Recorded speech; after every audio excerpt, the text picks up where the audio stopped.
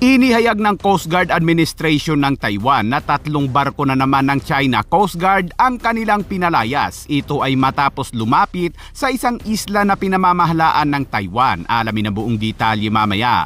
At China PLA Air Force inihayag na sa publiko ang ginawa umanong provokasyon ng American Air Force. Ito ay matapos makaharap nila ang 2 stealth fighter jets ng Amerika sa South China Sea. Anong mga fighter jets naman kaya ito at tila nataranta ang pilotong Chino, kaya't para malaman ang buong detalye ay tumutok at makinig na mabuti.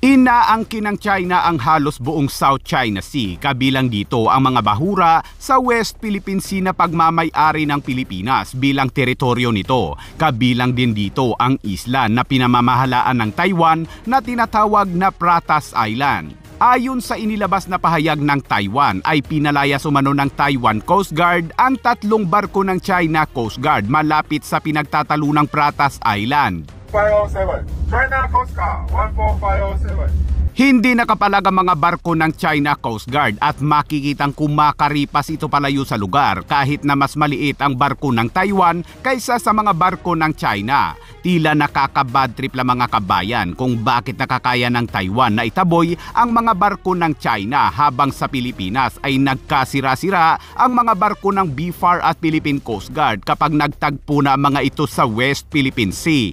Philippine Coast Guard. Oh shit! Papangga! Leave the area immediately. Hindi tumugon ang China sa kahilingang magkomento kaugnay dito. Gayunpaman, pinangangasiwaan ng Taiwan ang coral reef ng Pratas kasama ang mga kalapit na sandbar at reef bilang isang maritime national park na pinapanatili ang isang maliit na garrison ng mga maritime doon. Bagamat ang Taiwan ay gumaganap bilang isang soberanong estado, abay inaangkin ng China ang soberanya sa demokrasya ng isla at nangakong isa sa ilalim ito sa kontrol nito sa pamamagitan ng puwersa kung kinakailangan. Pero bakit hanggang ngayon ay puro na lang pananakot ang ginagawa ng China at hindi naman ito lumulusob sa Taiwan? Sinabi ng Coast Guard Administration ng Taiwan na 3 umano ang barko ng China Coast Guard pero 2 lang umano dito ang nagtangkang lumapit sa layong 29 nautical miles. Nagbigay umano ng mga babala ang Taiwan sa pamamagitan ng radyo pero hindi umano tumutugon ng China Coast Guard kaya't agad silang kumilos upang harangin ang mga ito. Noong September 30 alas 8 ng umaga pa umano ito nangyari mga kabayan, ngunit kahapon lang ito inihayag ng Taiwan habang ang China ay hindi naglabas ng pahayag. At sa ibang balita naman mga kabayan, sa idiniriwang na ika-250 anibersaryo ng US Navy, lumapag ang presidential helicopter sa US aircraft na USS George Washington sakay si US President Donald Trump. Kasama ni Trump na dumalo sa kasiyahan ang First Lady na si Melania, Secretary of War Pete Hegseth at iba pang mga matataas na opisyal. At dito ay nagpakitang gilas ang US Navy kay Trump bilang pagpapakita ng kahandaan na depensahan ang bansa at ipagtanggol ang mga kaalyadong bansa. Dito ay sinaksihan ni US President Donald Trump ang pagpapaputok ng mga missiles ng mga barkong pandigma ng Navy at pagpapalipad ng mga fighter jets.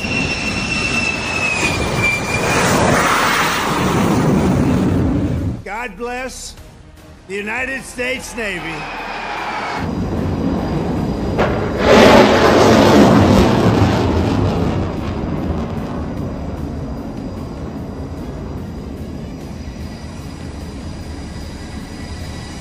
Nagbigay naman ng talumpati si Trump pero bago yan ay muli na naman itong ipinakita ang kanyang signature dance move.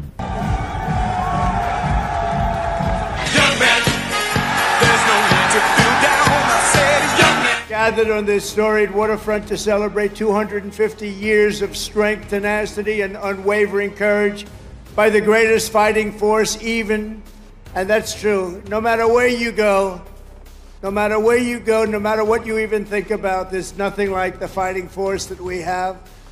Roamed the seas, it's called the United States Navy, and there's nothing in the world like it. Now, I have not yet begun to fight. Don't ask me for that. Think of that. I could just see it. He's a wise guy. He's asking. I haven't even begun to fight, and he knocked the hell out of him. Everybody knows this is, as you know, Navy 1, by the way, for the day. Only for the day. But for one day, it's Navy 1. Like Air Force 1, this is Navy 1. Thank you. Thank you, everybody.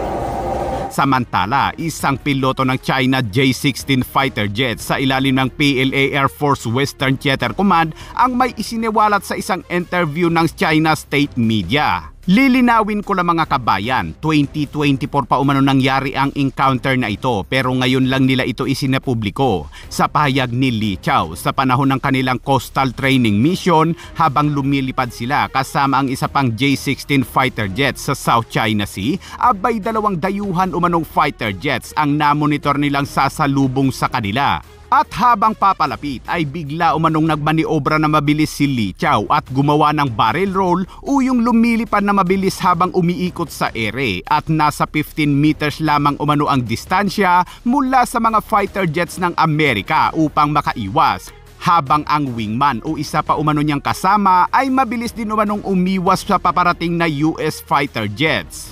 当时隔他的座舱盖儿，我的座舱盖儿隔他座舱盖儿也就10到15米。 Ginawa umano niya ito dahil ang kanyang J-16 ay nakalak na sa mga fighter jets ng Amerika. Ibig sabihin, kapag naglunsad ng missile ang US fighter jets ay posibleng hindi umano siya makaligtas. Nang tanungin si Li Chao kung ano mga fighter jets ang kanilang nakaharap ay tumanggi itong banggitin pero isa umano itong stealth fighter jets ng Amerika. Pero sa ilang mga post ng expert, ang nakaharap umano nito ay dalawang F-22 Raptor na napaulat na dumating din noon sa Clark Air Base sa Pampanga para sa Cope Thunder exercise kasama ang Philippine Air Force. Sinabi ni Li Chao na wala naman umanong ginawang iba pang mga aksyon ang dalawang fighter jets ng Amerika na tila napadaan lang at dire-diretso umano ito paalis sa lugar. Pero ayon kay Li Chao, isa umano itong malinaw na provokasyon na isinasapanganib ang kaligtasan ng mga piloto. Ito umano ang unang beses na nakaharap niya ang mga fighter jets ng Amerika. Malamang na nakaramdam ito ng nerbiyos mga kabayan nang makaharap nito ang American fighter jets lalo't naka-target lock ang fighter jets nito sa F-22 Raptor. Ang F-22 Raptor ay ginawa para lamang sa US Air Force at tanging Amerika lang ang mayroong ganito dahil hindi ito ibinebenta ng Amerika. Ilang beses na rin itong dumating sa Pilipinas upang sanayin ng mga pilotong Pilipino kung paano makipaglaban sa himpapawid.